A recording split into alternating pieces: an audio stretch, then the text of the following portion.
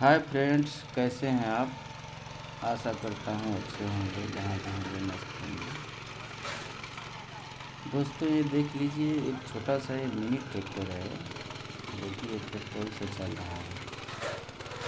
ये बहुत ही अच्छा वर्क कर रहा है दोस्तों। देख लीजिए, रोटावेटर की तरह इसकी जुताई है।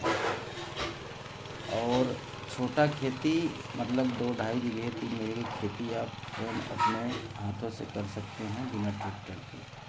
इतना ये वर्क करता है। तो अगर अच्छा लगता है तो आप ख़रीद सकते हैं मार्केट से। 40 से 50 के अंदर में बाज़ार में ही आता है। और बहुत ही अच्छा वर्क है इसका। देख सकते हैं किस प्रकार से रोटावेटर की तरह जुताई कर रहा है। तो वीडियो पसंद आए तो लाइक और प्यारा सा कमेंट जरूर करें। इसके बारे में बात करना चाहते हैं।